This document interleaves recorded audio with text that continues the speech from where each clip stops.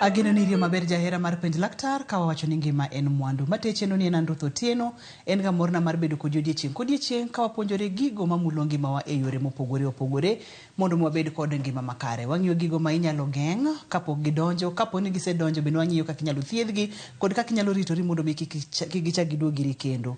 Amor mokalo ni wendo wa kendo daktari wasechopo e studio, abomie thuolo bonyiso ni nyinge ng'a, en wuod kanye, olonye weche mage kata wadonje twak achiel kachiel kokwa ketho kinde kata matin. Machiegni Penj Laktar, daktari. Erokamano Ruth, an iluonga ni Ephraim Ochola, an wuod Suba, aya dala mar Mfangano, an daktar madil gi thieth mar joma mine. Aduoko erokamano maduong' mar luonge studio kawuono mondo wago mbaka e yorego mag thieth. Amor mokalo ni ne waluongi tiyie, iweyo tijeni mang'eny mokalo tibiro mondo wagoe mbaka. Adwa ni wawuoye kendo wagoe mbaka otenore kod female infertility. Gi dholuo wanyalo wacho ni chandruok ma joma mine nyalo bedo godo mamonogi yudo nyithindo koso. Erokamano Ruth, female infertility wanyalo wacho ni koso mar yudo nyodo e sama owinjore. Nikech wawacho ni ng'ato nigore bed ni iyudo nyodo within 12 months, within 1 year kopo ni iriwori ng'atno madichuo gi mar yudo nyodo. To ka koro ikoso mok yudo nyodo e seche ma 12 months, koro mano wacho ni you have some degree of infertility, koso mar yudo nyodo no. Yes. Manitiere thuolo mabende kaki wacho dweche 12 ni. Yes, nitiere thuolo ma oketi. Mwabro wacho seche mwago mbaka nitiere thuolo moketi moningore ng'ato be ni yudo nyodo kopo ni iriwori ng'ama dichuo e yoro mar yudo nyodo. Koro ka seche moketi no okadho, koro wanyalo wacho ni koro nitiere aspect mar koso yudo nyodo no. Koro wadwa ng'eni ang'o momiyo ok iyudo nyodo. Chutho kwang'iyo dwarore ni ndiko wachonwa ni 80%, aboro kuom ji 10 bro yudo nyodo kopo ni within 1 year, kopo ni giriwore gi ng'ama dichuo mondo mi giyud nyodo no. Koro nitiere joma kiriwori gi ng'ama dichuo tibedo more than 12 months, mano higa achiel, koro nigore bed ni ineno daktari. Moro kapok wadhi matut ahinya daktari, wang'iya ne dend ng'ama miyo kochopo kama koro osebedo kama koro dende ikore mar yudo nyodo, nikech samoro nitiere gigo manyalo changia kata gigo manyalo miyo ok oyud nyodo e dweche 12 e seche moriwore kod ng'ato e yore yudo nyodo no. Wachaka ni kod dend ng'ama miyo, moro bochako kod reproductive system, inyalo wuotho kodwa ka mondi koka wadhi nyime kod twagni moikore maber mar yudo nyodo. Erokamano Ruth, koro ng'ama miyo kwang'iyo system mar ng'ama miyo mamiyo oyudo nyodo, nitiere gigo fuondni mage mag del ma muhimu ma contribute yudo ne mar nyodo. Kwachako gi malo gi bathe ka ma ovaries. Ovaries no ene koma tong' yae, ene dag tong'. Koro en gima muhimu kuom ng'ama miyo nikech kanye ma tong' yae.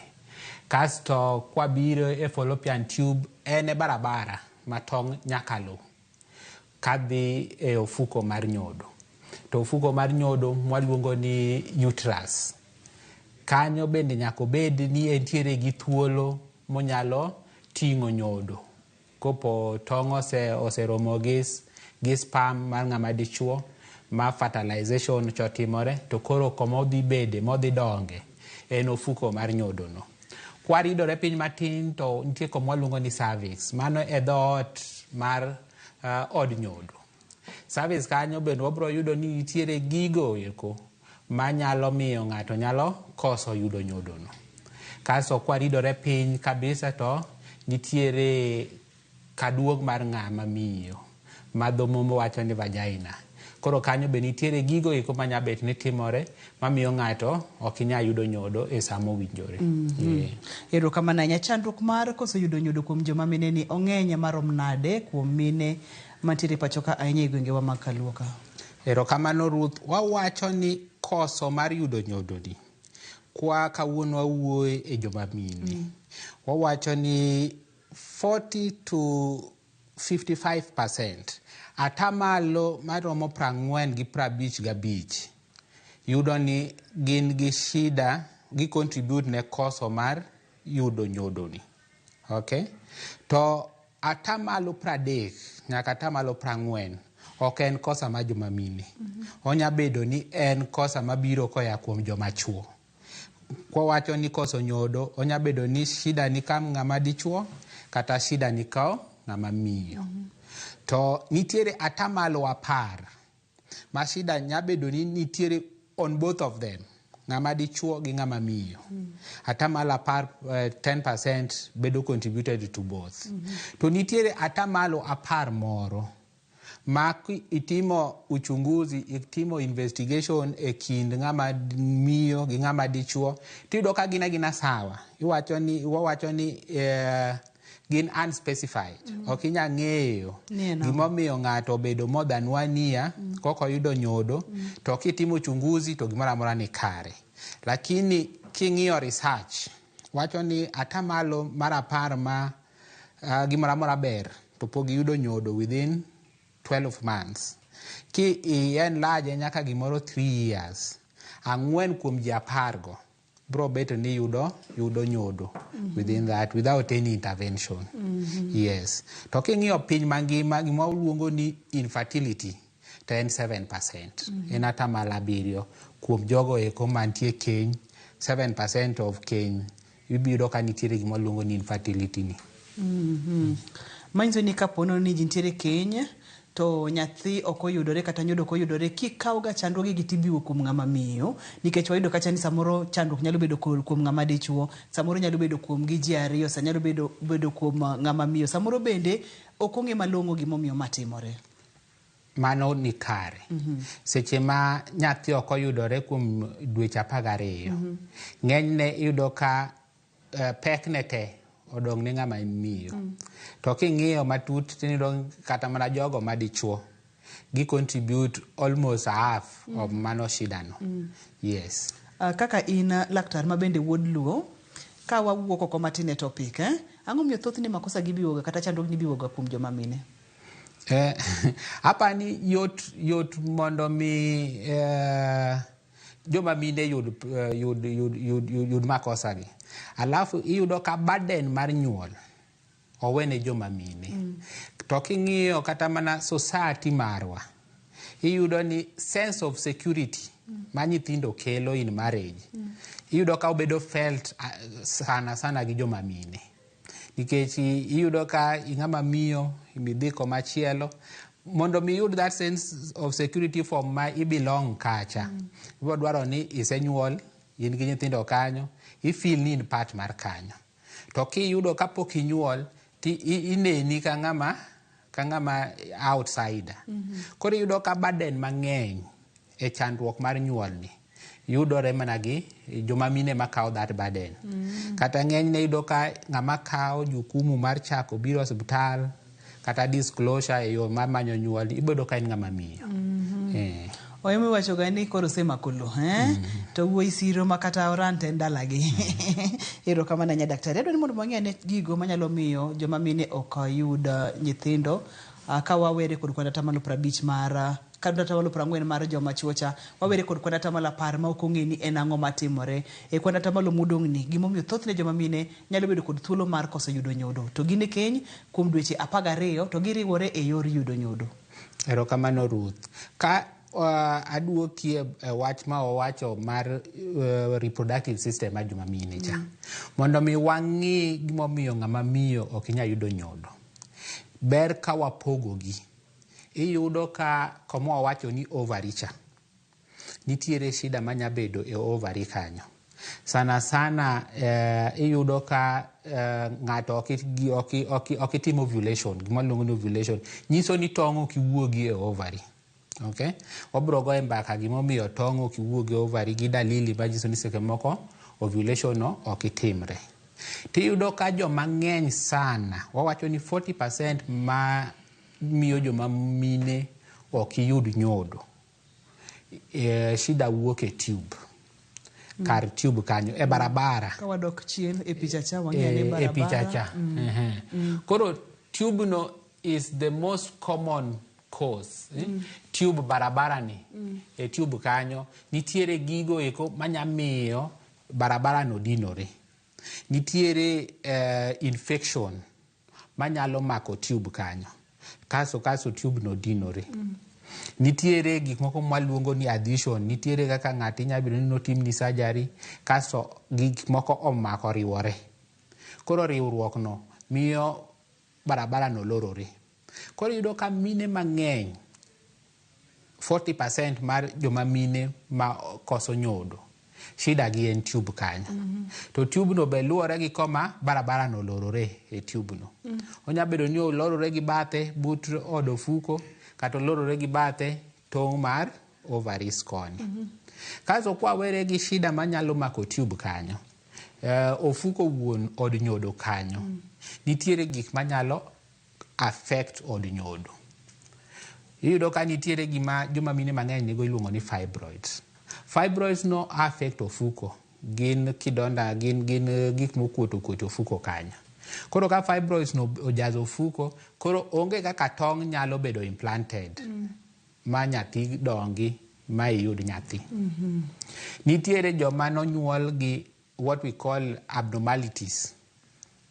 Awach kata ni ofuko no noko develop maber. Mano nyamiyo okiyudi nyathi. Ofuko kanyo be nitiere infection manyamako ofuko. Gima luongo ni endometritis. Endometritis no ka nitiere infection ofuko kanyo bokinyal mako ich kata nyathi okinyal donge ofuko kanyo. Kwa were gi ofuko no kwa biro piny matin kuma luongo ni cervix kanyo. Cervix kanyo chutho nitiere nga mucus ma loro do cervix no. Koro ka in ga very thick mucus no. Manyiso ni iloro dhoot to kanye ma sperms kanya kadhi malo mondo gidhi adhiya sperms romo nga gi ovum chande e tube e barabara. Kanye ma fertilization timore kato koduogo ofuko. Koro ka dhoot ni nitiere gimogeng'e ma very thick. Onge kaka sperms bro kadho. To onge kaka ibro mako ich.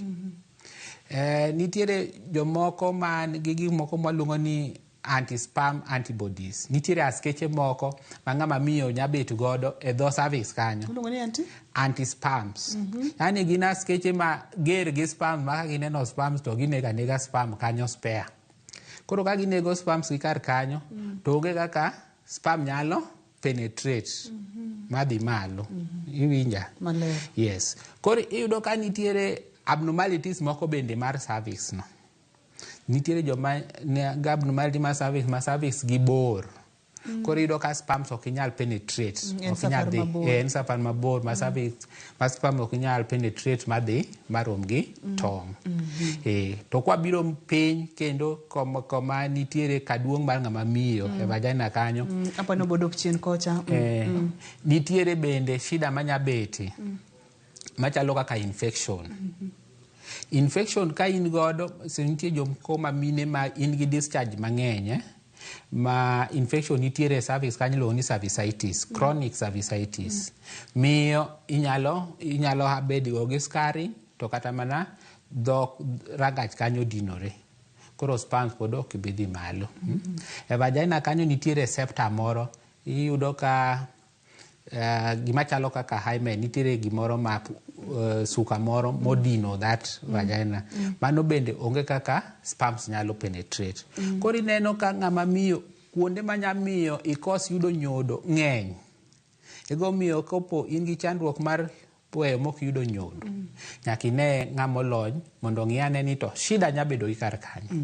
To koro intervention nyabedo gi kar kanyo. Obedo kodi to ng'iyo ni risk nitiere gik mage manyalo bedo ni risk ma o contribute to mano. Erokamano ahinya. Apa nkamwa gikendo wakaw yweyo. Kik idhi mabor, kik isudi, waduoge kidieny mar ariyo. Opimonwa gik mang'eny mokalo mageno ni mako. Ka ponono ni pok imako gi to wanyalo mulo gi matin bang'e matin kwaseduogo. Omiyo kik isud kata matin.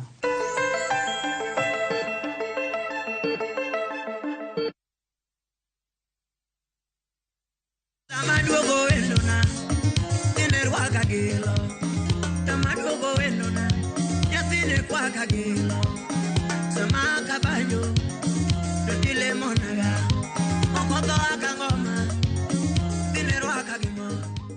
Mondo mi iyud tuma mar gonya thuolo dial *860*416#. Ramogi TV e od jothumbe duto. Ero uru kamano.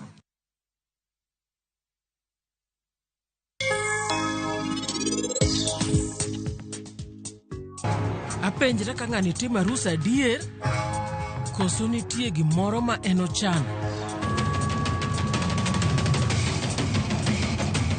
Ing'eyo ni bang' rango picha ni maber, neno ka gima ini. Onge ng'ata ng'ata piny ka manyalo chalo gi Sarabjit. Ing'eyo ni ok en mana jaoda, to en osiepna maduong'. In fact, Sarabjit neno kama jaber ahinya, samora mora ma en odhaw koda.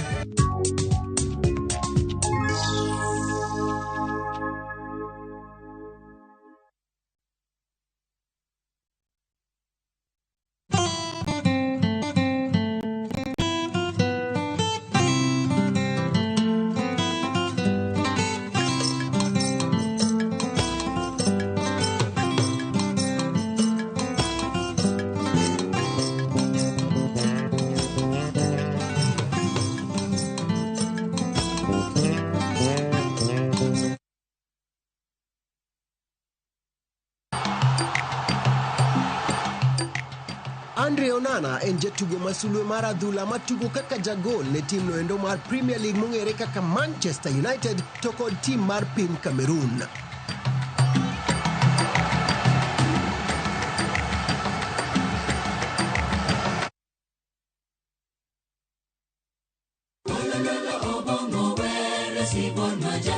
Wabedo jomaler e ngimawa ka warito ler mar pachwa. Kila neno lake lanikumbusha dunia hii inapita. Kod winjruok gi Nyasaye, winj wende Sabato. Jifunze kuridhika na kile ulicho nacho, shukuru Mungu wakati wote. Mamiyo wa thuolo maber mar wer kendo pako Nyasaye gi chuny moikore. Kama si wewe, singelikuwa hapa. Walando gi kinda wach maber mar Nyasaye. Nyasaye okoso ni kanye ma weche olokore ngima ni di ma ok inyal paro kama ni wuoke. Ng'e teko mar riwruok kokalo kuom lamo kod wer. Injili ngima, Sabato ka Sabato, mana Ramogi TV. Singelikuwa hapa.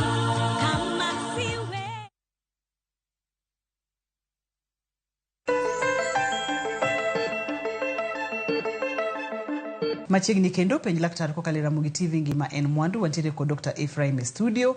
Wang'iyo kacha female infertility, tiende ni ng'ama miyo ok nyal yudo nyodo kata doko ni osebedo koriwore kod jaode kuom thuolo manyalo romo dweche 12. Mamano e thuolo ma lakteche molony e weche mag joma nyodo, joma mine kaka Dr. Ephraim somo kata giwacho ni mani thuolo ma inyalo wach godo ni ng'ato koro ok nyal yudo nyathi. Ne wantiere kod system mar ng'ama miyo kacha, kama ne wang'iyo kacha dagatong, wang'iyo kacha ndara, wang'iyo kacha od nyodo, wang'iyo kacha dhood nyodo ka achiel kod yor nyodo. Daktari ne wantiere kuma wang'iye kuma chandruoge gi thoro bede ka wachako kod dagatong. Chandruok manyalo bedo ka mamiyo ng'ama miyo ok nyal yudo nyathi e dweche 12. Erokamano Ruth, nwa wacho ni dag tong ka ovaries nitiere gigo manyamiyo ng'ato koso yudo nyodo. To chutho gima miyo ovaries miyo ng'ato koso yudo nyodo en ka ng'adno mamiyo ok igol tong'. To golo tong' no wacho ni en gima luongo ni ovulation. Koro ne wapenjore to ang'o manyamiyo ng'ama miyo kos moko golo tong' to en go ovaries.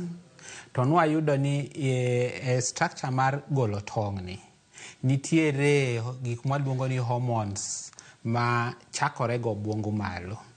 To obwongo golo hormones go to gioro ne ovaries mondo mi gibed sensitized mondo gichak loso tong'. Koro yudo ka seche ma ng'ama miyo chako dhi e dwe chande to nitiere hormones ma dende golo koluwore go obwongo, to kiwango mag hormones go opogore. Koro yudo ka odiochieng' mokwongo mar period yudo ka nitiere hormones ma dendi golo to dhi nyiso ovari ni chak loso tong'. Nitie kochopo e diere mar period to obwongo ni nyiso dendi ni oro kendo hormones machielo manyise ni koro wanyalo tong' oseikore osedongo osebedo machua inyalo gole. Koro iyudo ni seke moko dend ng'ama miyo seke moko kogolo hormones to nitiere hormones moro ma seke moko kiwuogi e samo winjore. Koro iyudo ka nitiere hormone moro mwaluongo ni luteinizing hormone. En igole gimoro odiochieng' mar 13 mar period. To en tije en baro gimok ma okavo tong' chande mondo tong' owuogi. Koro kopo dendi okogolo luteinizing hormone samo winjore tibro yudo ka tong' cha okogolo. To nitiere conditions mamiyo matimore. Nitiere jomoko ma mine ma iyudo ka nigi shida moro waluongo ni polycystic ovarian syndrome. Mano condition. To shida mar condition no iyudo ka dalili mare en koso mokigolo tong' no. Nitiere seke moko conditions moko mamiyo obwongo mari okigol hormones e seche mowinjore.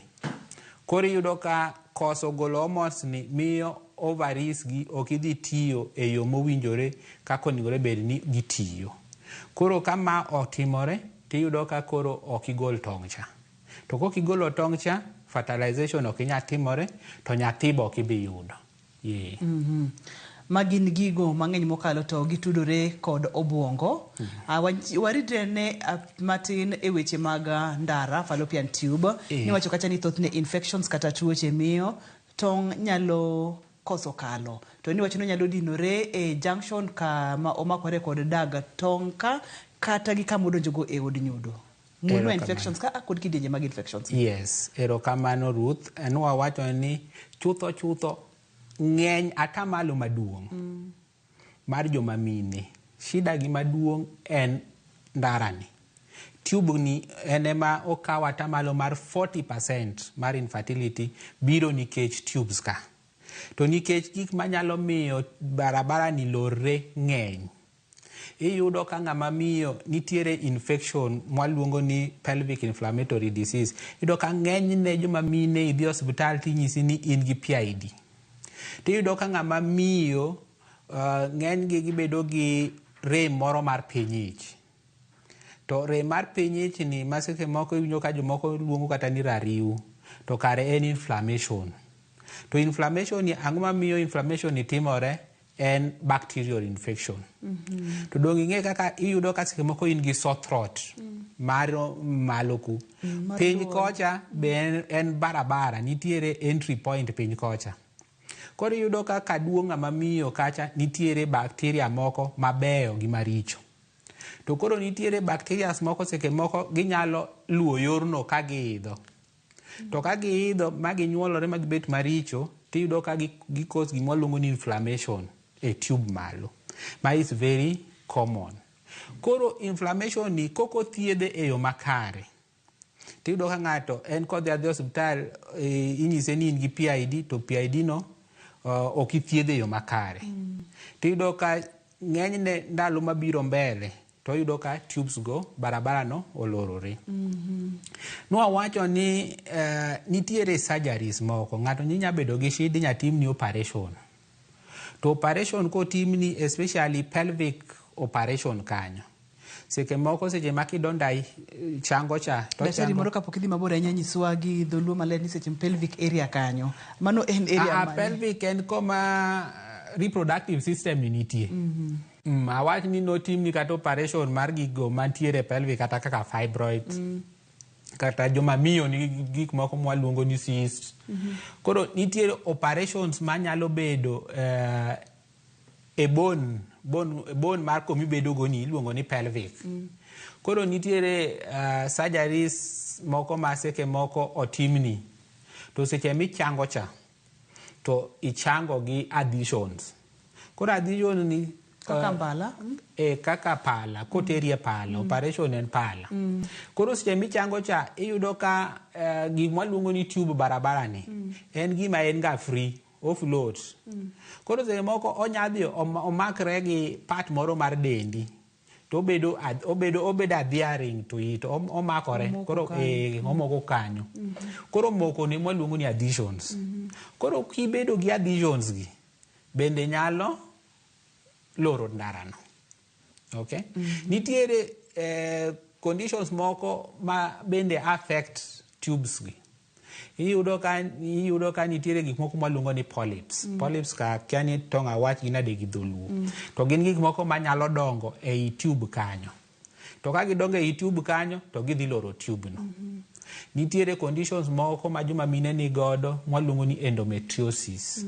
Endometriosis ni nyiso ni part mar gima onigore bedie ofuko. Iyudo ka ng'ato kata kidhi e dwe tibedo gi mondo mi remo cha ridre piny mondo okadhe dhoot ma piny koni ni. To remonos moko nyalo dok malo. To se moko gidok malo to gidhi gibede tube to ginyalo loro tube kanyo. Koro tube no nigi gik mang'eny manyalo geng'e. Ego mineno ka shida mar infertility ni 40% mare en shida mabed gi tubes. Koro tube no waketo wamiye weight maduong' sana ka ng'ato koso nyuol. Wadwang'e ni to tube ni be ber. Koso tube ni be okiber. Odhiyo moko kamoro kapono setimni operation. Entiere kod blockages kotere kod tuoche mopogore opogore kaka ni pimonwa bacterial infections kod gik makamago. Koro wadonjo e od nyodo ka daktari. Ka ane wacho ni thothne kapono ni ng'ama miyo nitiere kod gik moko kaka fibroids, tuoche kaka endometriosis kaka ni wacho cha nyalo mone bedo kod nyalo miyo ikos yudo nyodo. Wawacho ni e od nyodo ni dwarore ni obet gi space ma nyathi nyadonge. To nitiere gik mwaluongo ni fibroids. Ka gibedo to fibroids gibedo e kiwango mopogore opogore e od nyodo ka. Seke moko yudo ka fibroid nigi oko mar od nyodo no. Seke moko yudo ka fibroid ni e wall mar od nyodo. To seke moko en e iye ge makoro space monigore bed ni implantation timore cha kanye makoro obeti. Koro ka in gi fibroids ni nyamiyo ikos bedo gi yud nyathi. To fibroids gi kendo ginyalo loro barabara. Ginyalo loro barabara ge od nyodo ka. Ginyalo loro barabara koma barabara donjo ge od nyodo cha. Ka fibroid odhi obet kacha bende dhi loro barabara no. Koro fibroid ni bende bro miyo ikos yudo nyodo. To mar ariyo ne en infection. Infection mane wawuoye no wacho iluongo ni endometritis. Endometritis ni nyiso ni inflammation nitiere ei ofuko e lining mar od nyodo ka. Onge kaka implantation bro timore. To nitiere jogo eko minyuolo gi shida mar ofuko. Ofuko iyudo ka ng'ato nigo ofukni ariyo matindo tindo. Jomoko inyuolo iyudo ka nitiere gimoro septum moro mantiere dier ofuko kanyo maonge kaka ng'ato nyalo mako ich gi gino. Koro abnormalities monyuolgo ng'ato bende nyamiyo ng'ato kos yudo nyodo e ofuko kanyo. Koro mano bende nyaka wang'i seche ma ng'ato nigi shida mar yudo nyodo. Kaka mar septum mantiere e ofuko ni daktari. Moro inyalo fwenye ka nyathi pod tin, kata inyalo fwenye ka poko chopo mobedo motegna ahinya to bende ka wang'iyo kaka inyalo time. Moro inyalo nyiso ka nitiere kaka inyalo tim kese aina gi mondo mi ng'ama miyo oyud nyodo e seche mowinjore. Ang'eni wabro go mbaka e yor thieth. To sana iyudo ka gigi ng'eny gi yudore seche ma ng'ato koro okoso yudo nyodo. Koro eka itimo investigation tiyudo ni ma nigi shida kama, ma nigi shida kama. Koro eka konyruok biro seche godo. To seche moko iyudo ka ng'ato along the way seche moko ne en gi rem mar piny iye kata kapod ok odwa nyodo. To odhi otimne uchunguzi, assessment moro go kata picha to oyude iluongo ni incidental findings. Kaso kose yude to koro imiye thieth kanyo. To ng'eny gi iyudo ka shida mawuoye gi ibro mana ng'e seche ma ng'ato koro manyo nyodo. Daktari kane wang'iyo weche manyalo miyo ng'ama miyo ok yud nyodo, kamoro kanyo ni mulo kacha ni antispams. Niluonge ni antispams what? No awacho ni antispams antibodies. Antibody awacho ni dend ng'ato nitiere askari marito. To askeche gi waluongo gi kizungu ni antibodies. majority mar antibodies medendi nitiere gima giriti against. Iyudo ka nitiere infection to dendi sense kaka mano foreign body. Kaka jasigu. Kaka jasigu. Koro dendi golo, obwongo ni stimulate dendi to golo askechegi to pio dhi negogi. Okay? Koro nitiere jomoko mamiyo ma dendgi golo askeche maneno sperms kaka jawasigu. Ma sperms chako beda deposited ko beda e dendgi cha. To dende osegola askeche ka. Lueny. To dhi nego sperms go. Koro mani iluongo ni anti-sperm antibodies. Nitiere jogo mamiyo mangi shida no. To ma thoth ne ang'o manyalo miyo dend ng'ama miyo bedo kama kosenena chwech mar ng'ama miyo kako bedo. Koro ma ok ging'eny, percentage man gi shida ni ok en percentage ma significantly high. To it also happen. Koro iyudo ka gima miyo ng'ato bet kama en autoimmune. Yani en abnormalities mar immune system mari. Ingeni immune system ni kawacho en kaka dendi olosi mar geng'o wasigu maoko. Iyudo ka nitiere abnormalities manyabede system no. Miyudo seke moko ka immune system mar ng'ato nyalo lokore kata kode en owuon. Madendi gore gi dendi. Mago medical conditions mathenge. Koro the same way no inyayudo ka koro abnormality ma koro dendi golo askeche ma neno sperms kaka jawasigu. Wamake kanyo daktari, ka waduogo to wadwa ni mondo mi wang'iyane weche mag higni kapo nono ni ng'ama miyo obudho kapoko oyudo nyodo, kama gibende nyalo affect kata nyalo kete thuolo mani koro ok onyal yudo nyodo. Kopogore kod mano bende wabong'iyane kapo nono ani inyalo tim diagnosis, inyalo fweny ni en ang'o matimore kuom ng'ama miyo ni. Wabong'iyo kacha bende gigo mopogore opogore mamoro inyalo tim mondo mi ojol kama inyalo jolie mondo mi kony ng'ama miyo ni kapo nono ni pod onyalo yudo nyathi. Kiki di mabor kiki sudi kidenyi mar adek ne okadwa no bai.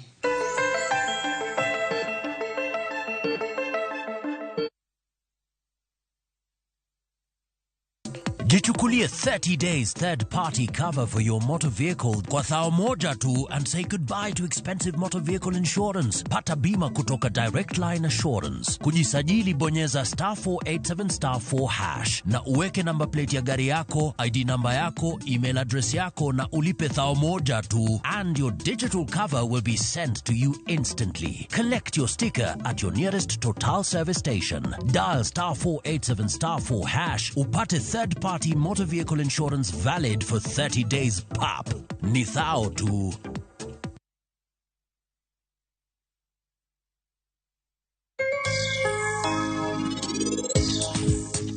Bende ining'eyo, onge ng'ata piny ka manyalo chalo gi Sarab Jit. Ing'eni ok en mana jaoda, to en osiepna maduong'. In fact, Sarab Jit neno ga majaber ahinya samora mora ma eno dhao koda.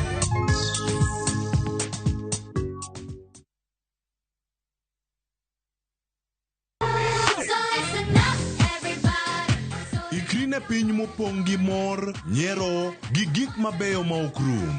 Wagweli mondo ibiri uri kodwa e piny majaberni.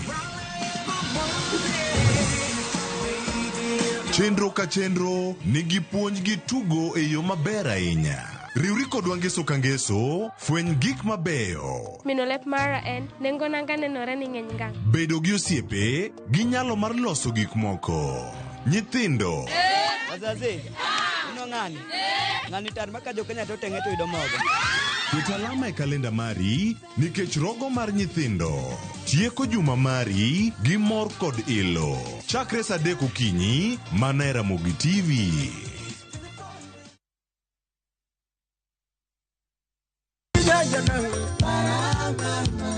Riwri kodwa tich abich e Ramogi Night. Elisha Toto. Hey, ni joka nyana mtelete ma en jambulu mari Elisha Toto kata Eli Toto. Biro bedo kanyo ka wachwado ngolo maliet. Disco live e Ramogi TV kachiel Ramogi Radio.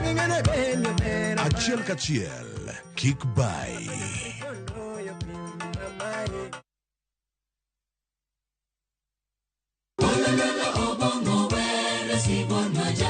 Wabedo jomaler e ngimawa ka warito ler mar pachwa. Kila neno lake lanikumbusha dunia hii inapita. Kod winjruok gi Nyasaye, winj wende Sabato.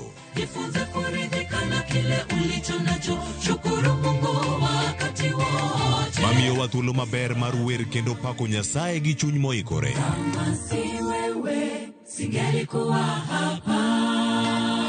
Walando gi kinda wach maber mar Nyasaye. Nyasaye okoso ni kanye ma weche olokore ngima ni di ma ok inyal paro kama ni wuoke. Ng'e teko mar riwruok kokalo kuom lamo kod wer. Injili ngima, Sabato ka Sabato, mana e Ramogi TV.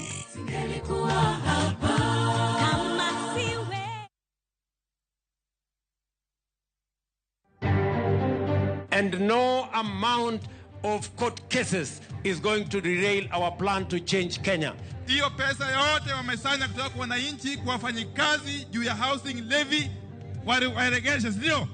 Jatend piny William Ruto wacho ni gibiro maka pile doho mamalo mogik bang' doho mar apil chungo chenro ma jogo osuru mar gero udi. It's quite unheard of that somebody just want to wake up one day and say that he's sending troops 1,000 miles away in Haiti. Laws, processes must be followed. Doho mamalo goyo kum tero obila e piny Haiti koyango ni duol mar arita onge teko mar cholo obila oko ma pacho ka. Kaki nyalo chope skundi ni en chandruok. Gimomiyo jopuonj masikri ka pok oyudo gimiluongo ni hardship ok ang'eyo. Jopuonj gi jopuonjre masikri Jerusalem ywago chal marach mar skundno.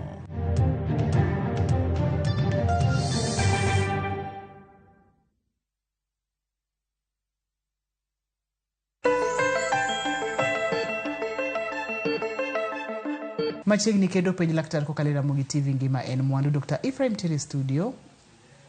Owuotho kodwa e yo maber mokalo kendo leronwa e yo maler mokalo gigo manyalo timore kuom ng'ama miyo. Daktari kapok wang'iyo ranyisi ma ka ng'ama miyo nene dende to moro nyalo chich ni ok onyal yudo nyathi kata kaponi ni owinjo gimoro kata gigo ma koneno to nyalo chich. To kapok achopo kanyo mori nyalo mulonwa ni kaponono ni age factor kata higni ma ng'ama miyo osechopo bende nyalo changia mondo mi kik oyud nyathi bang' thuolo moketi ma en dweche 12. Erokamano Ruth, kwa wuoye age factor kuom joma miyo, age factor en gima muhimu, gima important sana ne joma mine. Ka anya wacho weche moko mek kwan, nikech kwang'iyo to ng'ama miyo en ni seche ma inyuoli ka already in gi tong'. Tong' magi are definite. Seche makata podi ne ich wachak gi kanyo. Tong' mar ng'ama nyathi ma nyako seche ma pod min gi oting'e ich cha. Kap en dweche 4 e ich, what we call 20 weeks. And already tong' mage oselosi.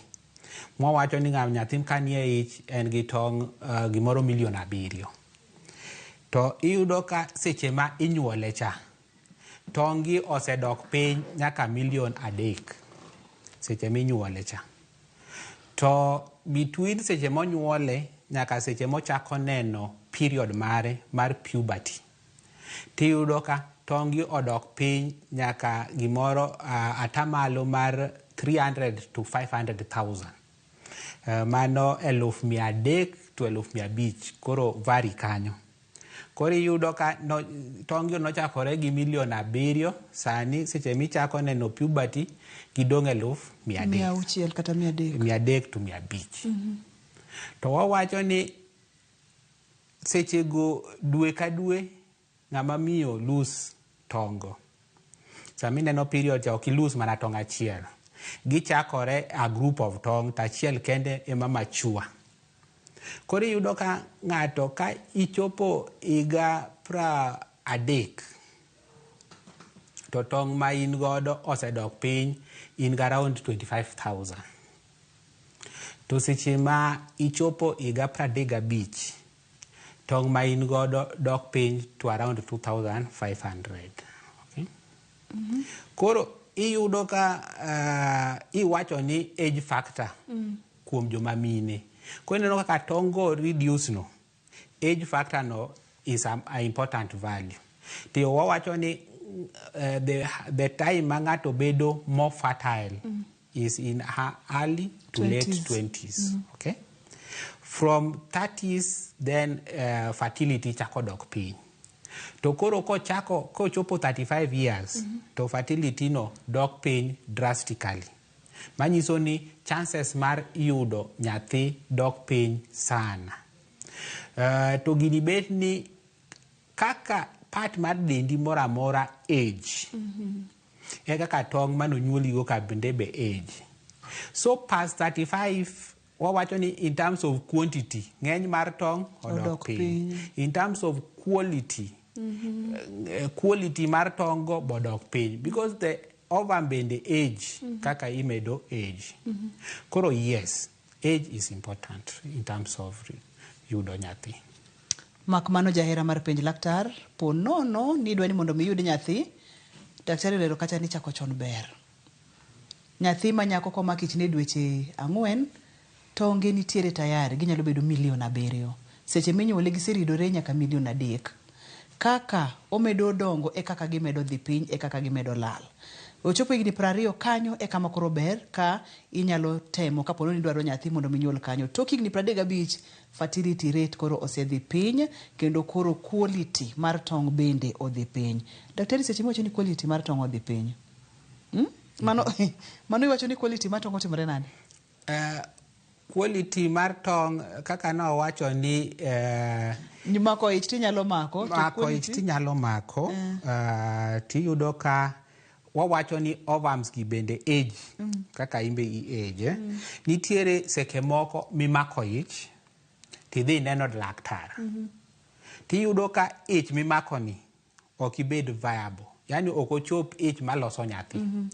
Kata imako ich to bang' dweche 1-2 to owuok. Nikech tong mano bedo fertilized ja. Oti genetical components mage ok gin very stable. Manyamiyo ilos nyathi mabed throughout the pregnancy.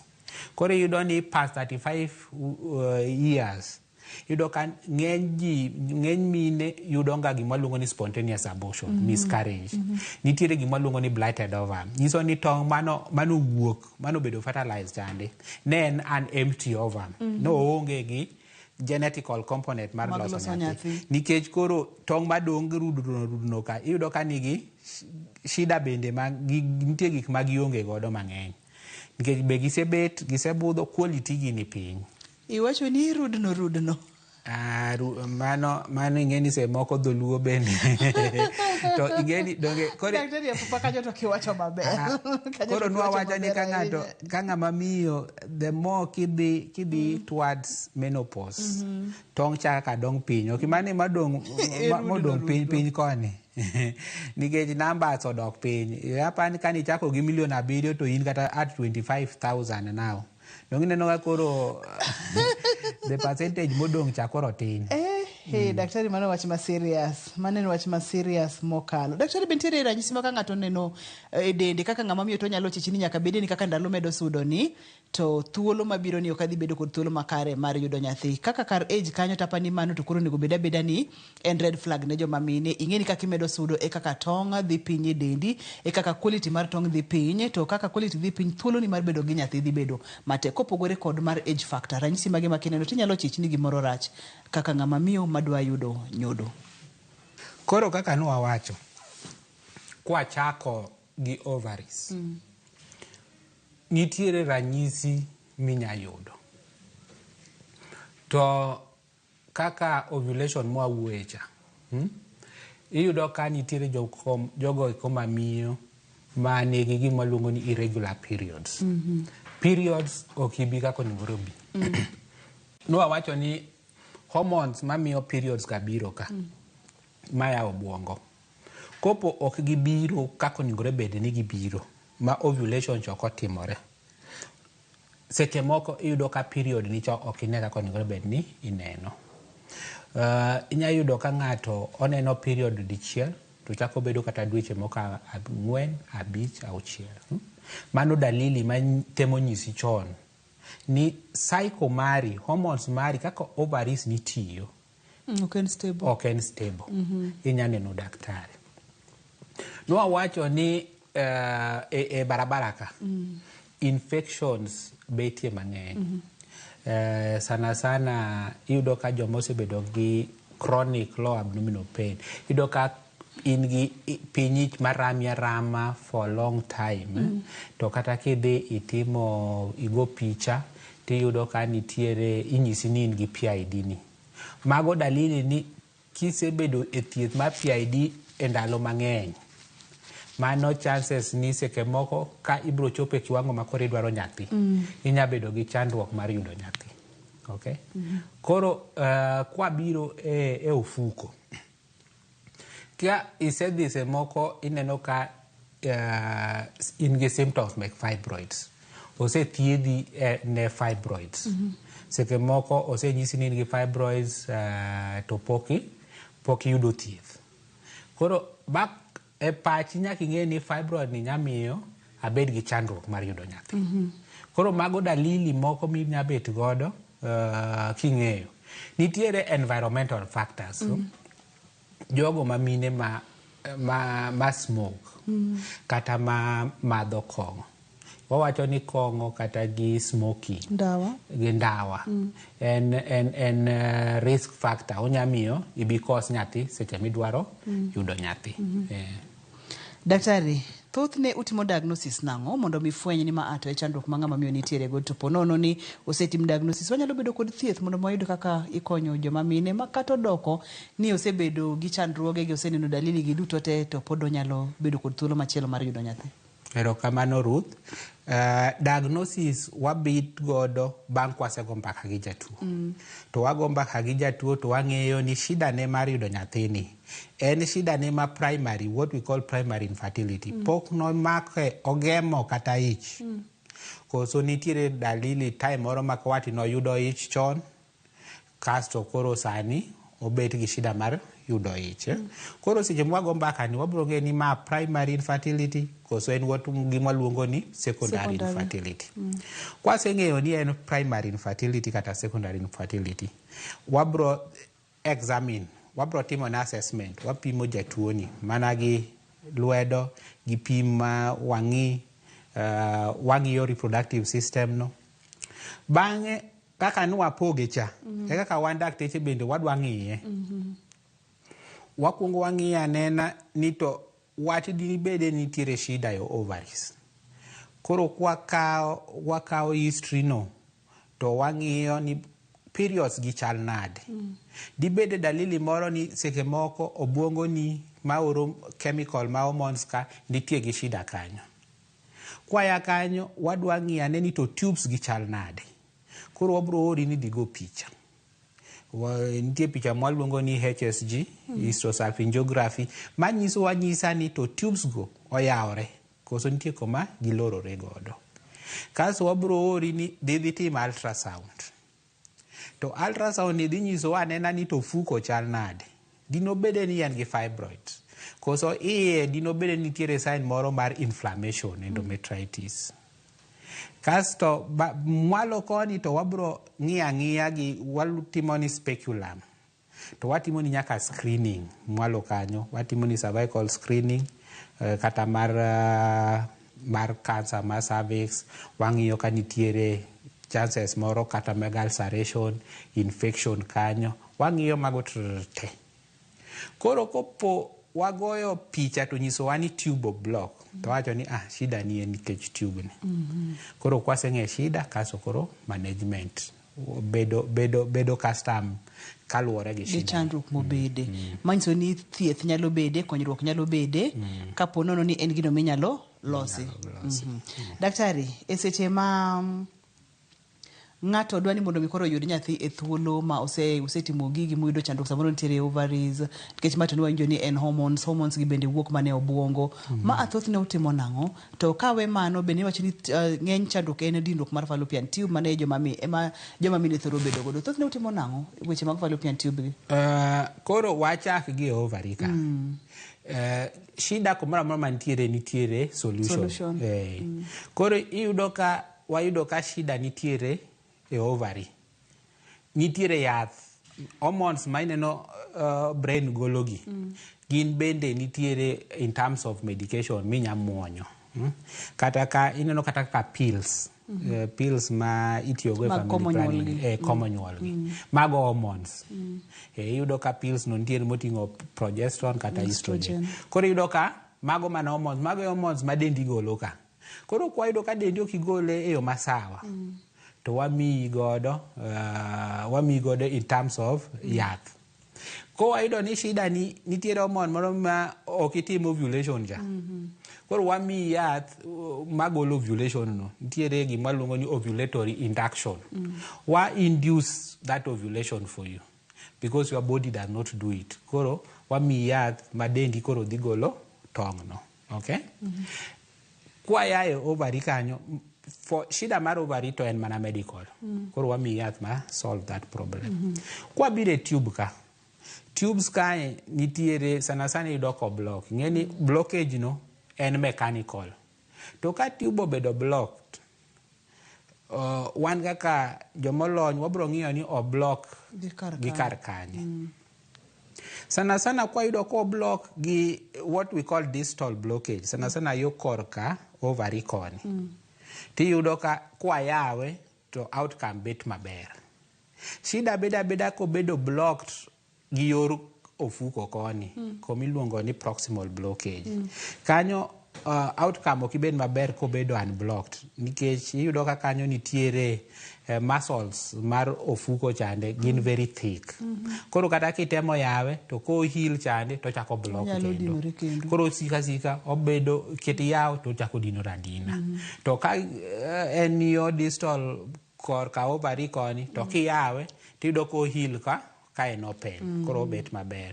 To most often se mokiyudo ka kata additions ka momako tube momiyo tube cho block. Ki release gi to kendo yudo ka koro tube no is just open maber. Koro luore gi blockage gi gima obloke. Gi kama obloke. To blockage en nyaka wa release. Koro en surgical. Erokamano ahinya. Manyiso ni ng'eny chandruoge gi gintiere kod solutions. Manyiso ni ng'ama miyo kata odoko ni osebedo koonge kod nyathi to nitiere kaka pod inyalo thiedhi, inyalo konye ma oyud nyathi e seche mowinjore. Daktari, nitiere kaka wanyalo geng'o moko kuom chandruoge gi? Nitiere kaka wanya geng'o gi. Nikech kwa ing'iyo risk factor chande, kwa chako gi wach mar kuoto ndawa. Kuoto ndawa inyalo yiero mondo iwe. Kata madho kong'o. Inyalo decide mondo iwe to i prevent shida mar infertility. Mar ariyo nitiere kata infection mwawachogi. Ng'eny infection mineno mabiro machando joma nyiri mamalogi. Ok nigi te. Tiyudo ka nitiere jogo eko manyiri maluore gi gima ne itimo chon. Iyudo ka nitie jomoko maseke moko nitimo abortion, what we call septic abortion. Abortion otimore to infection odonje, mo idho malo, mo affect tubes go. Koro, we can prevent that. Wanyalo stop procuring unsafe abortion. Kwa stop securing unsafe abortion, these infections will not be there. Nitiere gik moko mantie mwanyalo bende prevent. Kwa ng'iyo ofuko, wacho ni nitiere gik moko machalo kaka fibroids gi. Koro timely thieth mar fibroids gi nyalo miyo ok iyud shida mar koso nyuol nikech of the fibroids. Kwa ng'iyo kata mana weche madhi gi tubes, wacho ni sana nitie infection moko miluongo ni PID. Beda ni pinyi rami to bok imuonyo yath ok ithiedhe maber, ema bro bedo chronic to finally mi shida mar komo nyuol. Koro timely treatment ke in gi shida mar pinyich mar emoni kithiedhe maber, we can prevent some of these things. Daktari thuolo emo maya wang'a kata kamano wadukero kamano mathoth wach madiher mondo mikikiwa wil godo kotendo kod chenro makawuono mar female infertility. Gimanya wacho kaluore gi wach mar koso nyuol. Ng'eni koso nyuol en gima affect psychology mar ng'ato. Koro chutho odwaro ng'ama reassurance and support. Most problem mar koso nyuol ni what is infertility, though owacho ni obedo contributed gi ng'ama dichuo gi ng'ama miyo. To kawuono to nwago mbaka kuom ng'ama miyo. Iyudo ka kwang'iyo kuonde ma nyalo bedo gi shida go, to wayudo ni thothgi en gima inyalo geng tinyalo thiedhe. To iyudo ka jowa mang'eny ma joma mine, iyudo ka ochako manyo nyathi, to oko follow up, chunye jok kendo chako rito dweche moko, higni moko 3, kaso kendo chako rito higni moko 10. Kiromo kode to en iyudo ka en higni 40, eka kendo koro duogo kendo chako manyo. To king'iyo history mare to nochako manyo nyathi koja higni 25. Koro iyudo ka kipenje gomiyo nokodhi hospital chon mondo oluw weche gi chon, owacho ni notemo to weyo. Koro an gima nya wacho ne jowa ni kopo in gi chandruok mar nyuol, to dhi ne daktari ma olonye weche mek joma mine. To make sure ni follow up. Nikech en gima dwaro patience. Nitie test mang'eny ma nyaka itim, to nyaka ibed patient mondo itim test go, mondo yud maduogo wuogi michako duoko go, machako ung'i kendo, mo ung'i interventions go. Do kiki ka thuolo mang'eny, nikech kaka ineno kichopo past 35, iyudo ka kata ng'ama bera to mako ich bet matek. Koro seche ma pod itin ni, ka in gi shida mar mako ich ni, dwarore ni ivumilia ti follow up. Tiyudo kuma problem nitie. Inyayudo kata ni problem en gimoro matin minyalo losi. Gini ok dwar yom eh? Ok odwar chuny mayom. Ok odwar chuny mayom. Daktari poni ng'ato dwa tudore kodi inyalo yudi kanye? Koro an gi clinic Kisumu Comprehensive, to bende atiyo Ugis District Hospital. Yes. Erokamano. Nyamoro inyalo miyo namba mar simu? Namba mar simu en 0723695971. Dr. Ephraim, erokamano mathoth, wamor kendo waduok erokamano. Ageno ni odiochieng' machielo kendo kwa luongi, tibo biro wagoye mbaka e chenro mar penj laktar. Erokamano Ruth, aduoko erokamano maduong'. Iwinjo jahera mar chenro ni? Gigi duto te inyalo thiedhi, gigi duto te inyalo geng', to kapono ni chandruok nitiere gini ok dwar yom. Akaw thuolo makende mar duoko ne daktari wa erokamano Dr. Ephraim, en laktar molonye weche mag joma mine. Ne jogo picha mawa erokamano mathoth kuom tich maber ma utiyo. Karuga erokamano ahinya Lea, erokamano ahinya Davis, erokamano ahinya director na Philip Ochieng, ne producer na Papecho Okoth, erokamano ahinya Wendy Akinyi, erokamano ahinya Kevin Kachiel kod Prince, team duto te manuti omiyo tijni obedo maber. Erokamano makende nyaka kendo odiochieng' machielo, ngima en mwandu, orito masani.